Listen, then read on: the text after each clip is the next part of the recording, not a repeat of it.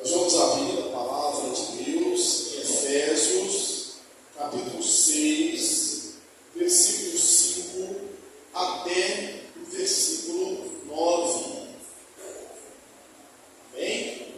Vou repetir aqui a referência. Efésios, capítulo 6, versículo 5 ao 9.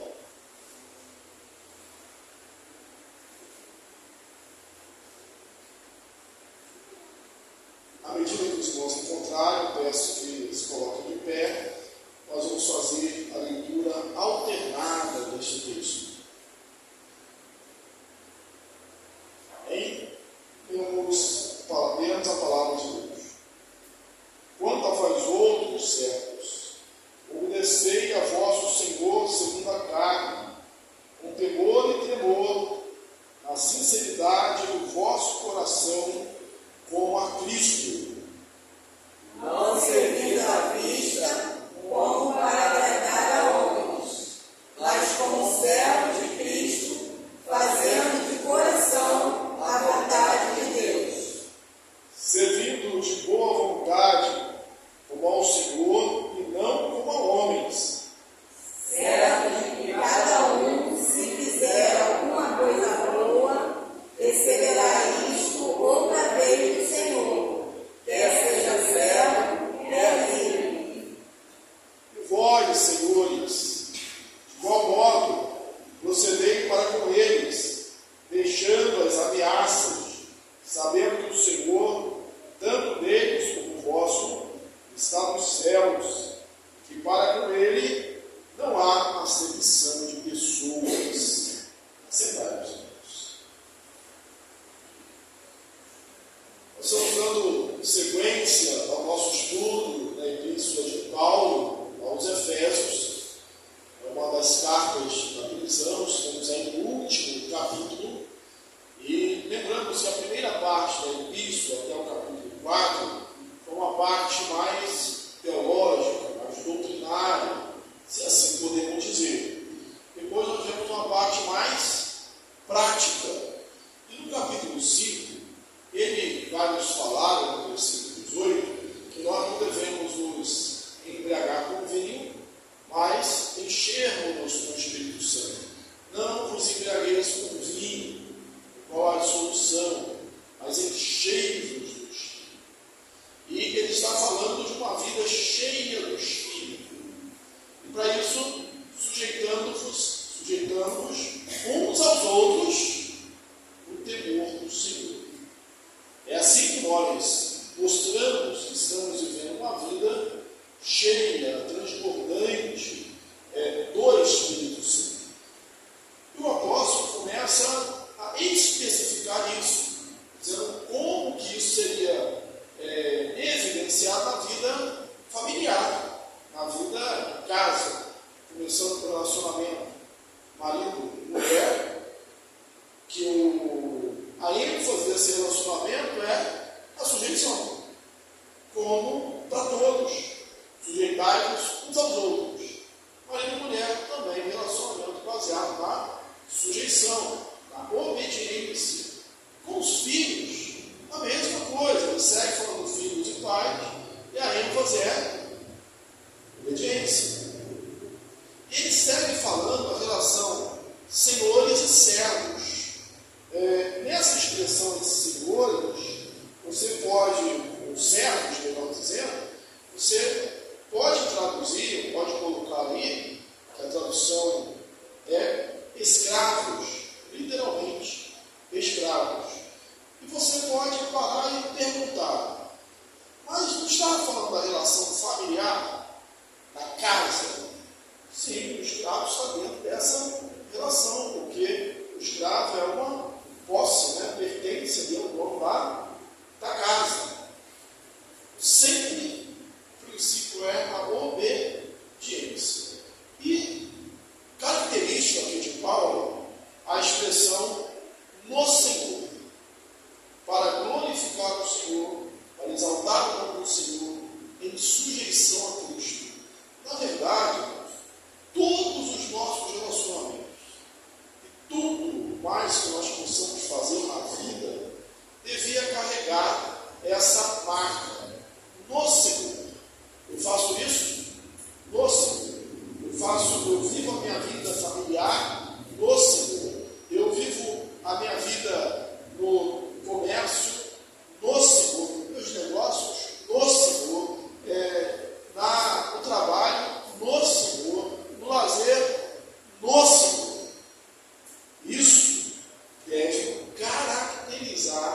para a nossa vida. Tudo que fazemos deve ser assim do Senhor. Antes de nós prosseguirmos, é sempre bom, um bom princípio, a gente contextualizar o texto, tentar ali ver a cor vivencial, o momento, o contexto para o qual Paulo está escrevendo. Sempre é bom fazer isso. E aí nós vamos ter que falar da escravidão. Naquele tempo de Paulo, na época antiga, a escravidão era algo praticamente universal. Era comum a escravatura. Era algo que acontecia. A forma das pessoas pensarem e agirem, logo, era um pouco diferente. Você imagina aquele contexto lá de José do Egito sendo vendido como escravo. Parece que era uma relação comum, né? Os irmãos estão ali, está passando uma caravana, e eles pegam o mais novo, o jugam, e o vendem como escravo. A caravana está passando, compra sem cerimônia alguma. Fazia esses escravos. Os escravos normalmente eram feitos pela guerra, ou quando as pessoas tinham que se vender ou vender a família para pagar dívidas. Normalmente era dessa forma. E aí, é bom lembrar, diferentemente do conceito que a gente tem, que a educação que liberta, a pessoa que tem cultura é diferente. Não, a escravidão atingia a todos os níveis sociais. Por quê? Roma dominava o mundo. E quando subjugava o povo, fazia deles escravos. Quero retornar um pouquinho. Você pensa, por exemplo, lá no exílio, Babilônia. Quando vai para o exílio, são levados para o exílio, Daniel e seus amigos, eles são da elite judaica. Eles são os mais sábios. Eles são os jovens mais doutos. E, no entanto, foram feitos escravos. Então, no Império Romano, médicos eram escravos. Professores eram escravos. Um bom exemplo disso, na página das Escrituras, é a metáfora usada quando vai explicar a função da lei. Diz que a lei serviu de aio para nos conduzir a Cristo. Se a gente não conhece essa questão aí do Império Romano, história, a gente não tem esse texto. Como assim? A lei serviu de aio para nos conduzir a Cristo. Eu perguntei o que é o aio. Aí eu lembro da história, mas não, o aio, pastor, o aio é aquilo que dá tempero ao alimento, que dá sabor. Não, o aio não. Aio para nos conduzir a Cristo. O aio era um professor, era um pedagogo, era aquele professor escravo, possivelmente grego, que foi escravizado pelos romanos e que era o professor dos filhos romanos. Então ele era o aio, por isso Paulo fala que a lei serviu de aio para nos conduzir a Cristo. A escravidão era tão comum que o William Barclay, no seu comentário, ele mensura aproximadamente o número de escravos existentes no Império Romano em 60 milhões de escravos. Tenta imaginar o que é isso. 60 milhões de escravos no Império Romano. Naquela época, o romano, o cidadão romano, ele ficava ocioso, gostava do ócio. Por quê? Isso foi, inclusive, a gente estuda na escola. Foi uma das, eu lembro que a instituição usada era uma das causas do maluco do Império Romano, atrás, da queda do Império Romano. Que o romano, assim mesmo, ele queria mais entrar no exército. O romano, assim mesmo, queria mais trabalhar. Quem fazia isso eram os escravos. Aí, daqui a pouco, o Império Romano, o exército do Império Romano era constituído muito mais de bárbaros que de romanos, propriamente dito. O romano não fazia trabalho, o trabalho era considerado muito digno. E aí, mesmo lá nos ciclos, no ciclo íntimo do imperador, né, os amigos, vamos dizer assim, as pessoas com quem ele se lidava, eram escravos. Os administradores eram escravos, os secretários eram escravos. Porque o romano em si não queria fazer esse trabalho. Agora, o escravo, naquela época, como a estrutura da cultura, o escravo não tinha direito algum. Ele era considerado, Aristóteles fala isso, que ele era como uma ferramenta viva.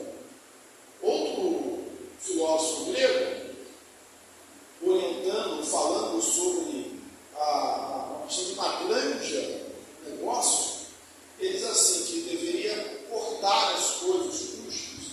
E uma das coisas que ele diz na sua explicação jogue nos montões, descarte os escravos velhos, porque é um luxo da comida dos escravos velhos. Então, é uma ferramenta, como se for gastando um escravo velho, doente. Para quê? O Senhor tinha direito de vida e de morte. A justiça dizia que o que o Senhor fizer, sendo justo ou não, pensado ou impensado, refletido ou não, por querer ou sem querer, é lei. O escravo não tinha nenhum direito. Aí Paulo escreve isso aqui. Paulo, instruindo a igreja, escreve isso.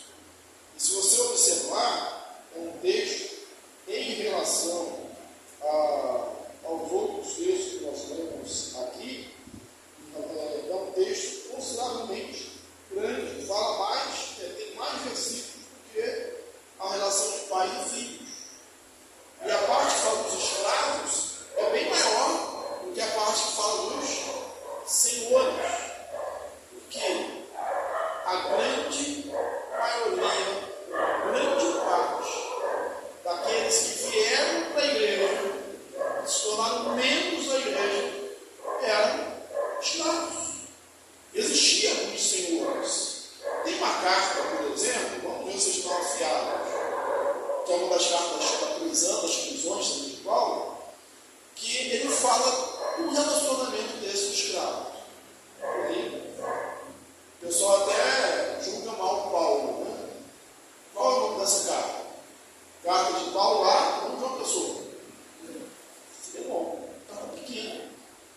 Onésimo tinha fugido, e ele chega, teve encontro com Paulo, e Paulo orienta Onésimo a voltar. Seu senhor. Aí, alguém podia pensar assim, mas Paulo tinha que ser revolucionário, liberdade, tinha que ser revolucionário. Paulo orienta a voltar. E a gente vai ver isso aqui. O cristianismo, e Paulo, os apóstolos, eles não foram revolucionários assim.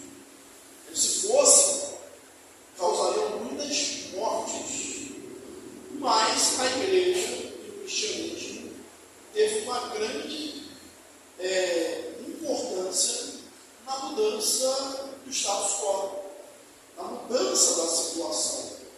Não mudando as leis, não enfrentando, fazendo uma rebelião, mas mudando de dentro para fora. Dizendo, como Paulo falou na Filemão, olha, você recebe ele, Filemão, o Onésimo, Filemão recebe o Onésimo, como estivesse recebendo a mim mesmo. E aqui ele vai falar, a forma de tratar é porque nós temos Senhor no céu, nós somos iguais. O escravo respeita o seu Senhor, trate com honra, com temor e temor do Senhor, não trate injustamente, ou não inflija castigos ao seu servo. Então começa a mudar a relação. Nós vamos entrar aqui no texto de Efésios, propriamente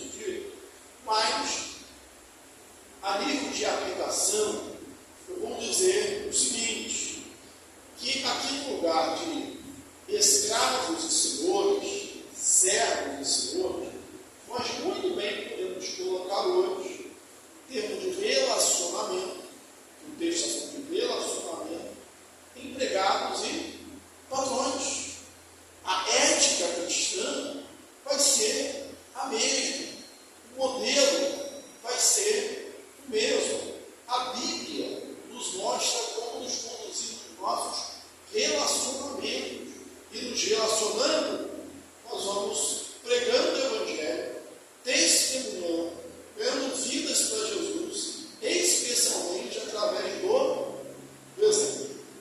É assim que o Evangelho muda, transforma a sociedade. E os seus olhos falam assim: olha, eles são diferentes, eles fazem diferente. Vamos ler aqui o texto agora, versículo a versículo. Quanto a vós outros servos, observe que não há nenhuma ruptura aqui no pensamento de Paulo. Ele está falando no contexto de família, de relacionamento, de sujeição, de forma de mostrar que você está cheio do Espírito Santo. Quanto a vós outros servos, obedecei ao vosso Senhor segundo a carne, com temor e tremor. Com temor e tremor. Ele chama a obediência. Com temor e tremor. Aqui, o que ele está falando é para que haja uma reverência, para que haja um respeito. E até hoje, a pessoa, isso é importante, temor e tremor.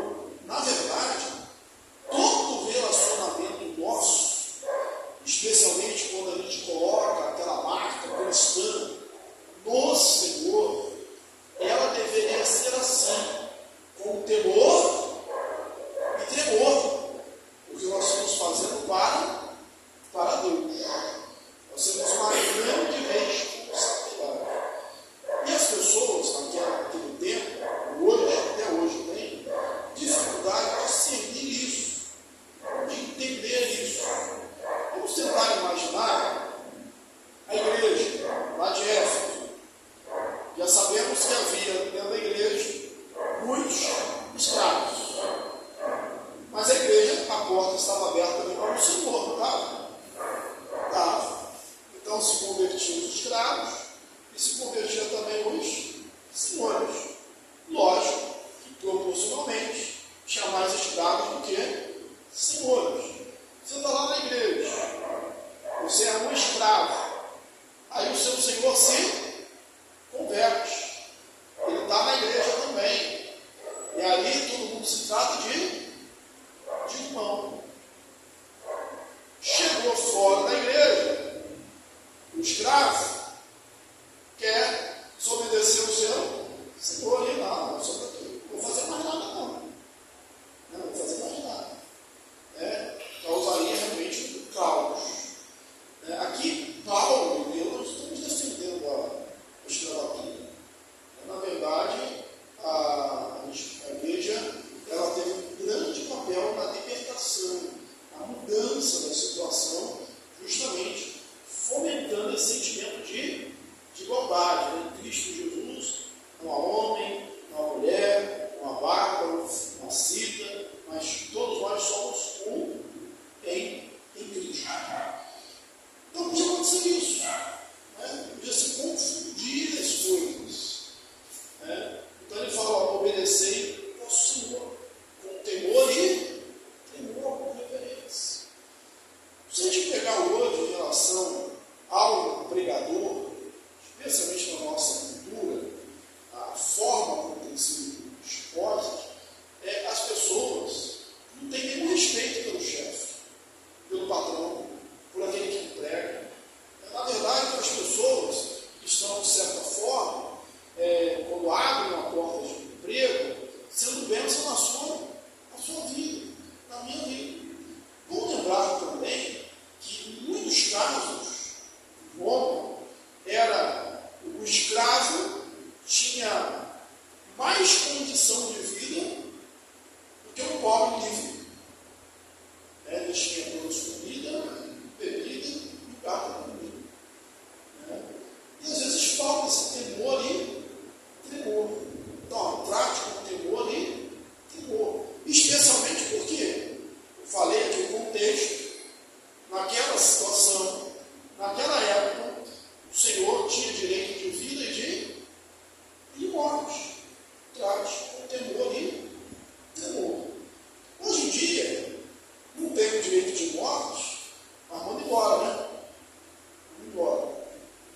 necessário que haja uma certa reverência, sim. Reverência. A amizade, no meu contexto de trabalho, tem muitas pessoas que confundem, né? Se a pessoa lá com uma patente alta, e aquela pessoa, o coronel, por exemplo, ele é amigo, ele é legal, bacana. E aí o subordinado confunde as coisas. E normalmente isso não acaba bem. Não acaba bem. É necessário que haja disciplina, que se separe as coisas. Então, como agir? Com temor e tremor. Qual o nosso princípio, irmãos? Agora, a nossa época, a nossa cultura, como nós devemos agir? De maneira respeitosa. De maneira respeitosa. A irreverência ou desrespeito não pode ser uma marca de Deus. Pode ser uma marca de Deus. Há algum tempo, ser crente era assim algo bom para você conseguir cumprir. Endossava o seu currículo. Hoje em dia, nem tanto. E às vezes acaba sendo pior. Não sabe que você é crente. Por causa de maus exemplos. E essa falta de respeito às vezes é também. O crente chega e, não, eu sou filho do rei, eu nasci para ser cabeça no caldo, e acaba atropelando tudo. É verdade ser cabeça. Ser cabeça é para ser inteligente, para somar, para ajudar a construir as coisas, e aí você vai ser reconhecido. Isso é um princípio bíblico também, o princípio da colheita segundo a semeadura. Não vos engane, não vos engane, que Deus não se zomba, o que o homem plantar, isso ele vai também colher. Não semeia, tem coisas boas, e sem medo, porque o comum, o natural, é que a colheita seja sempre muito maior do que a semeadura. Isso é normal, né? Você joga uma semente e tem vários grãos. A colheita é sempre maior do que a semeadura. Então, primeiro tópico, e ao mesmo tempo a aplicação para o nosso ensino age de forma respeitosa. Age de forma respeitosa. Como é difícil isso hoje, né? Como é difícil as pessoas chamarem de Senhor, Senhora. É difícil, age de forma respeitosa. Na sinceridade do vosso coração como a Cristo, não servindo à vista, como para agradar a homens, mas como servos, fazendo de coração a vontade de Deus. Olha, fazei de todo o coração, com sinceridade, não para agradar, não apenas para ser observado, mas fazendo como para o Senhor. Fazendo como para o Senhor. Logo no início disse, uma das nossas marcas como cristão deve ser do Senhor. Wagner, você levantou a mão, não já usei polêmica. Então não me engano. Então, faça, aquele que fez assim, tchau. Então, faça como para o outro Senhor. Não, é com sinceridade, ao contrário de falsidade. Tem gente que só trabalha quando está sendo justo. Se está sendo supervisionado, se tem fiscalização, ele está trabalhando. Agora, quando não tem ninguém olhando, ele faz corpo mole. Ele não produz. E a Bíblia é o seguinte: olha, você vai fazer, lembre-se que agora nós estamos falando um relacionamento hoje, de patrão e empregado. Faça como para o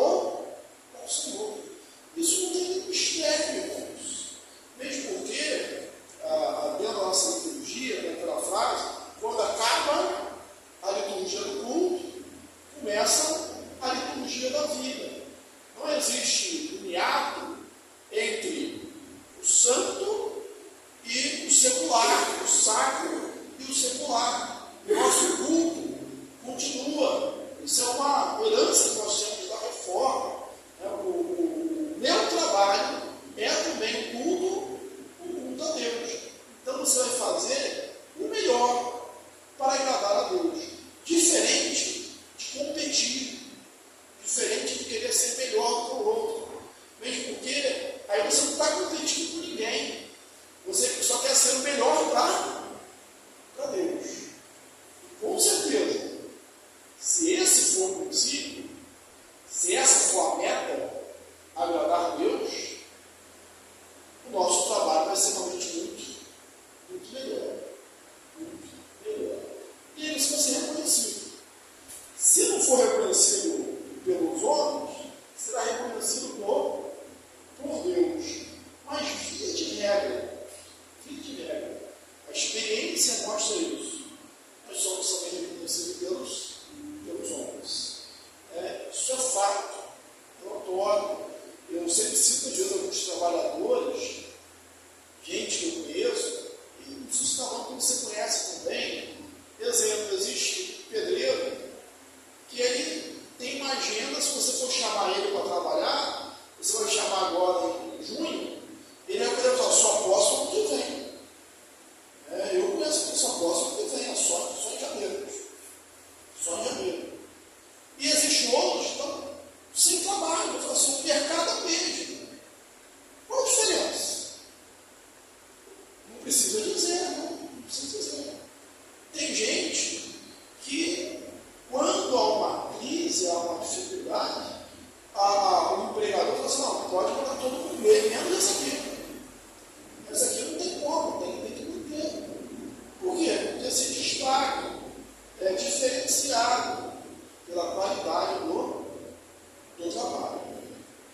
Provérbios ensina isso, né? Que a gente deve cessar no trabalho, fala contra a preguiça, vai ter com a formiga, preguiçoso, vai ter com a formiga. Eu não sei quantas aqui são domésticas, né? Eu acumulado, trabalho assim na casa dos outros, né? Mas quando eu estou na condução do trem, já falei isso aqui, se um dia uma daquelas patroas lá na cidade pegasse um trem para fazer uma experiência, eu acho que ela na hora manda a empregada embora. Porque o que essas mulheres no trem fala mal das patroas, coisa terrível, né? Então, longe do primeiro toque, pegou ali, tremou. Empregados, eu vou falar mais uma vez da condução, que vocês vão fazer à vista, o que eles contam, eu fico até com medo, de golpes, especialmente se for uma pessoa que trabalha na elétrica, na pintura, na construção civil, porque a forma que eles falam que enrolam os outros, elas falam assim, poxa, podia ser eu, né? Podia ser eu. Você fala assim, ora, não se faz como para o Senhor. E a mentira, já que está popular, tem perna curta. Você pode enganar por um tempo. Mas você não engana o tempo todo. Um dia, mais uma vez no estado popular, a casa cai.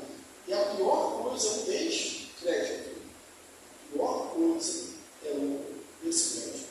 Então não faça só a vista para ser agradável aos homens, mas faça para o Senhor. E usando esse princípio, não há nem espaço para frustração, não há nem espaço para decepção. Por quê? Porque você não fez, não foi tentando ali, eu vou fazer para arrumar a promoção, vou fazer para aumentar o salário. Todas essas coisas são bem vistas e nós queremos. Quem não quer prosperar? Quem não quer progredir? Mas o motivo principal, nesse princípio cristão, na ética cristã, não é esse. É fazer o seu melhor para agradar a Deus. É trabalhar como se estivesse fazendo um culto. E quem faz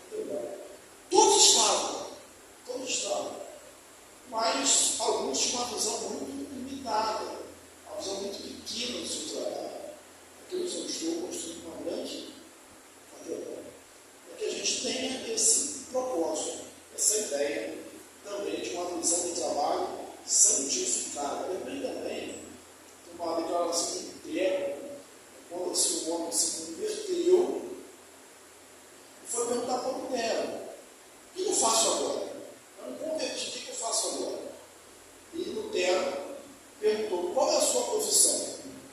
Aí ele respondeu: sou sapateiro. E Lutero disse para ele: vá e faça o melhor sapato e venda por um preço justo. O sapateiro que ele tem só para você está fazendo. Então, quer dizer, trabalhe bem, faça bem o que você faz. Faça bem o seu trabalho. Servindo, olha isso aqui, irmão, versículo 7. Servindo de boa vontade. Vamos, é muito ruim você trabalhar com pessoas ou precisar de alguma coisa, de um serviço que a pessoa faz com má vontade. Não é que ela não faça, ela faz o que tem que ser feito, mas ela faz de má vontade. Ela te atende, mas ela te atende de má vontade. É horrível. E nós não podemos ser assim também. Nós não podemos fazer de má vontade. Nós temos que fazer de boa vontade, para o Senhor e não para conosco. Vamos, como nós falamos lá em relação a marido e mulher, que não dava para conciliar uma vida destruída dentro de casa, um marido que não ama a mulher como Cristo ama dele, uma mulher que não é submissa ao seu marido, como a Bíblia ensina, que há ali uma grande confusão em casa, disfuncional. E aí o crente na igreja cheio do Espírito Santo, cheio de fé, de fervor, de oração, né? Não dá. Por quê? Porque essas coisas não se separam. Não existe também um filho que é cheio do Espírito Santo, um crente, muito bom, e em casa ele é o terror da vida dos pais. Não existe isso. Também não dá, irmãos, crente, ser um crente cheio da unção na igreja, um péssimo trabalhador de segunda a sexta ou de segunda a sábado. Essas coisas não se conseguem. Olha o testemunho para a igreja. Quando você tem um irmão que é um excelente profissional na região onde ele trabalha, e alguém sabe da igreja dele, a igreja aumenta em moral, digamos assim, respeito. E se alguém for pregar para aquela pessoa, ele vai dizer: não, essa igreja é a igreja do tal. Eu conheço o nome de tal. Então ele conclui, é uma lógica, ele conclui logo, essa igreja é boa. Agora, o contrário é verdade também. Se a pessoa é uma pessoa que só traz problemas e nunca solução, e diz que é crente, e as pessoas usam essa expressão, e ainda diz que é crente, o que ela faz com o nome da igreja e com o nome de Jesus? Ela difama, ela presta um serviço ao Xande, à fé. Certos de que cada um, se fizer alguma coisa boa, receberá isso outra vez do Senhor, quer seja servo, quer seja livre, abrange todo mundo. E observe, receberá outra vez, quer dizer, vai receber em dobro. Não é que não vai receber nesta vida e agora, não é que não vai receber a recompensa, é que vai receber nesta vida e depois do Senhor. Será que algum dia você já parou para pensar nisso? Que a forma como você se porta no trabalho, isso vai repercutir, ou melhor, vai ser fruto de julgamento, de bênção pelo Senhor. O Colossenses, que é um texto paralelo, vai falar mais aquilo que fizer de bom ou de mal. Em Efésios, Paulo só cita o lado positivo, mas lá em Colossenses ele fala do negativo também. Então lembre-se, no trabalho nós também estamos cultuando a Deus. Não seja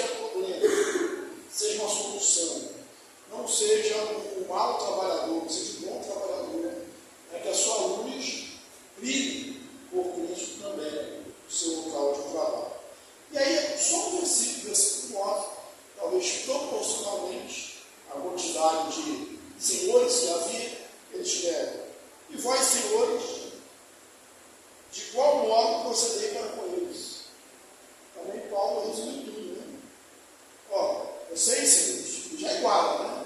Isso aqui era algo impensado de dizer na época de Paulo. Falar para os senhores, né? O senhor podia fazer o que quisesse. Então, vocês procedam de igual maneira. Qual maneira? Com sinceridade, com boa vontade, com respeito, de forma respeitosa. O nosso relacionamento ele vai ser muito e com respeito. E vós, senhores, de igual modo procedei para com eles, deixando as ameaças. Deixando as ameaças. Ameaça é muito comum. E até hoje, né, às vezes tem lugares, tanto na criação de filhos, como no relacionamento de patrão empregado, chefe subordinado, que a pessoa prefere a ameaça. Na verdade, o relacionamento e a recompensa e o elogio funcionam muito mais. Muito mais. Então, deixando a ameaça. Por que vai deixar a ameaça? Olha o que Paulo faz com os senhores, sabendo que o Senhor deles, o Senhor vosso, é o mesmo. Nesse sentido, vocês estão em pé de igualdade. É o mesmo Senhor.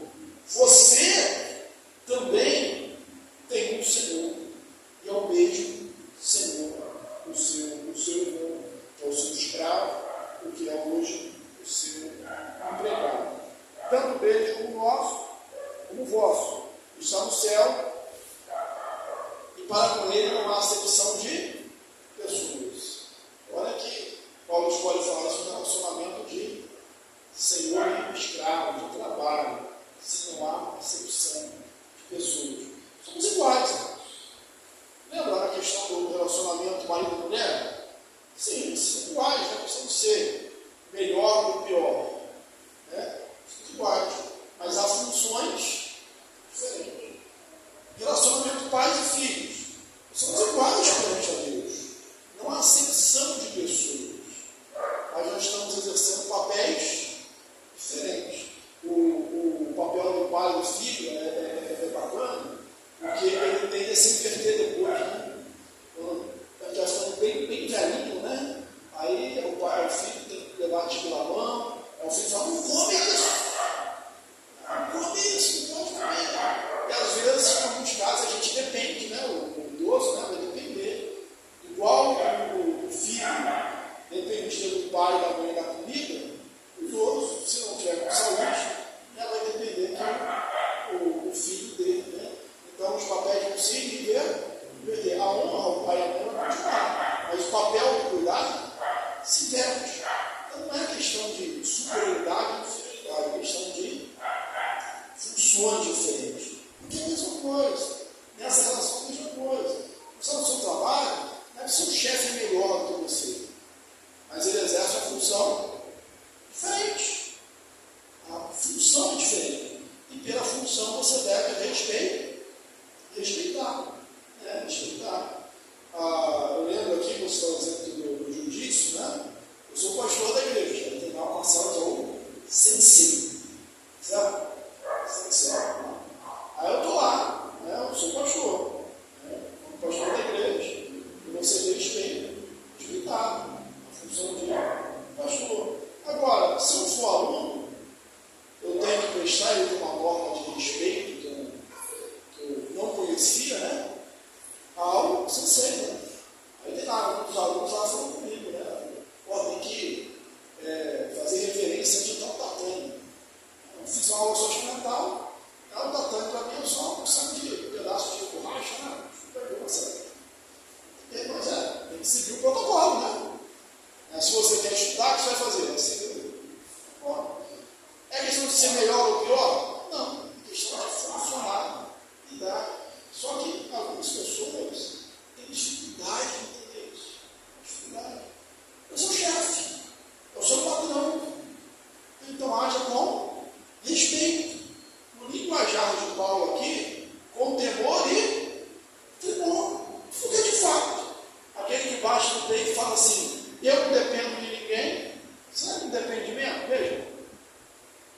Será que não depende de ninguém mesmo? Quando a pessoa é mandada embora, a gente vê que a situação muda de figura, né? O orgulho. A gente é necessário que a gente age respeitosamente, que a gente trabalhe com sinceridade, não só à vista, mas fazendo como para agradar o Senhor. E o retorno tem que ser verdadeiro, né? Ou seja, porventura, em alguma situação, está na situação de Senhor, trate de maneira respeitosa. E talvez você fale assim, não, pastor, não tem ninguém aqui assim. Pior que tem, gente. Pior que tem. Todos nós estamos assim. E às vezes pisamos e agimos de maneira desrespeitosa. A pessoa que está trabalhando e está nos atendendo. É aquele que é grosso, quando vai no restaurante, uma atenção com a pessoa que está atendendo. Você é o cliente. Lembra do código, né, da ética, o cliente tem sempre razão? Aí você sabe disso e trata de maneira respeitosa. A pessoa quer prestar um serviço na sua casa. Né? Todos nós estamos nessa função. E qual é o nosso dever, nossa ética cristã? Tratar respeitosamente, com temor e tremor. E como isso vai ser bom? As pessoas do nosso relacionamento vão olhar e vão ver, fulano é diferente, tem algo diferente, tem alguma coisa diferente, e vai procurar saber o que é. O que é diferente? Jesus na nossa vida. Que Deus nos abençoe e que os nossos relacionamentos sejam pautados por esse princípio.